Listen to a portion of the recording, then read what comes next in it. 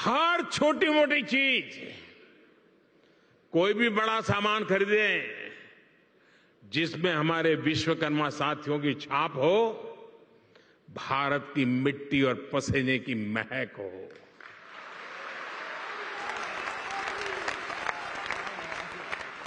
मेरे परिवारजनों, आज का विकसित होता हुआ भारत हर क्षेत्र में अपनी नई पहचान बना रहा है।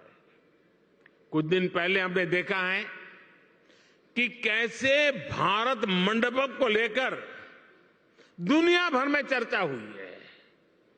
ये इंटरनेशनल एग्जीबिशन सेंटर यशोभूमि इसी परंपरा को और भव्यता से आगे बढ़ाता है। और यशोभूमि का सीधा सीधा संदेश है, इस भूमि पर जो भी होगा यश ही यश प्राप्त होने वाला है।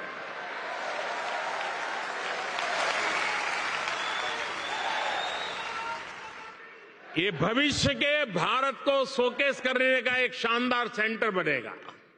साथियों, भारत के बड़े आर्थिक सामर्थ्य, बड़ी व्यापारिक शक्ति को शोकेस करने के लिए भारत की राजधानी में जैसा सेंटर होना चाहिए, ये वो सेंटर है।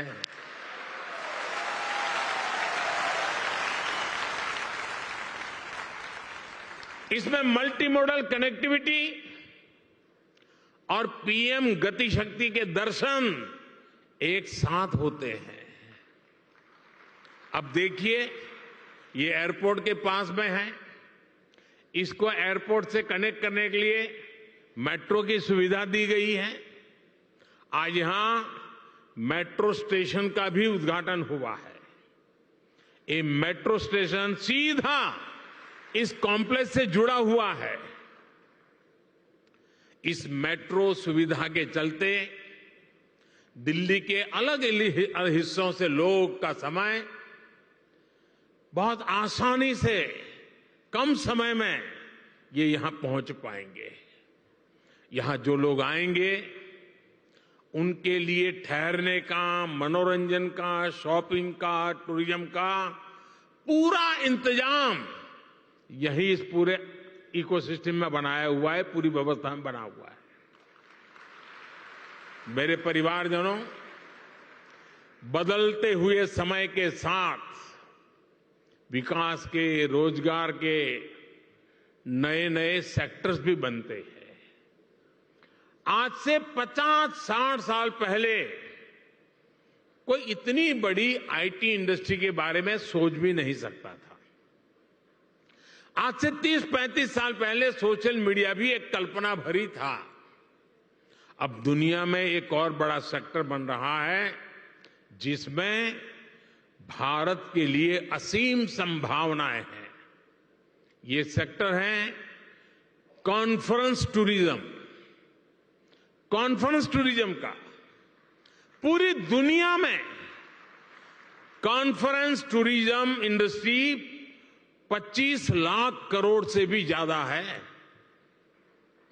हर साल दुनिया में 32,000 से भी ज्यादा बड़ी एग्जीबिशन लगती हैं, एक्सपो होते हैं।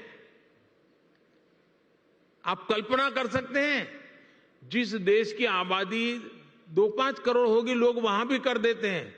यहां तो 140 करोड़ की आबादी है। जो आएगा वो मालामाल हो जाएगा। बहुत बड़ा मार्केट है। कॉन्फ्रेंस टूरिज्म के लिए आने वाले लोग एक सामान्य टूरिस्ट की अपेक्षा कई गुना ज्यादा पैसा खर्च करते हैं। इतनी बड़ी इंडस्ट्री में भारत की हिस्सेदारी सिर्फ 1% है। सिर्फ 1%।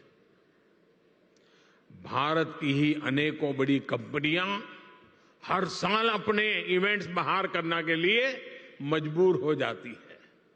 आप कल्पना कर सकते हैं कि देश और दुनिया का इतना बड़ा मार्केट हमारे सामने है। अब आज का नया भारत खुद को कॉन्फ्रेंस टूरिज्म के लिए भी तैयार कर रहा है। और साथियों, आप सब जानते हैं,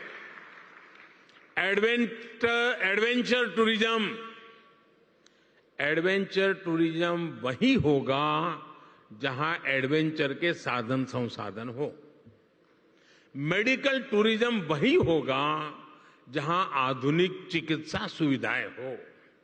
स्पिरिचुअल टूरिज्म वही होगा जहां ऐतिहासिक, धार्मिक, स्पिरिचुअल एक्टिविटी हो।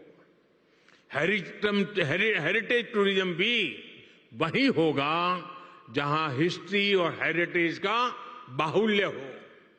इसी तरह कॉन्फ्रेंस टूरिज्म भी वही होगा जहां इवेंट्स के लिए, मीटिंग्स के लिए, एग्जीबिशन के लिए जरूरी साधन संसाधन हो। इसलिए भारत मंडपम और यशोभूमि ये ऐसे सेंटर हैं, वो अब दिल्ली को कॉन्फ्रेंस टूरिज्म का सबसे बड़ा हब बनाने जा रहे हैं। अकेले यशोभूमि सेंटर से ही लाखों युवाओं को रोजगार मिलने की संभावना है। यशोभूमि भविष्य में एक ऐसा स्थान बनेगा जहां दुनिया भर के देशों से लोग इंटरनेशनल कॉन्फ्रेंस, मीटिंग्स, एग्जीबिशंस, इन सब के लिए क्यों लगने वाली है। आज मैं दुनिया भर के देशों में एग्जीबिशन और इवेंट्स इंडस्ट्री से जुड़े लोगों को हिंदुस्तान में, दिल्ली में, यशोभूमि में विशेष रूप से आमंत्रित करता हूं।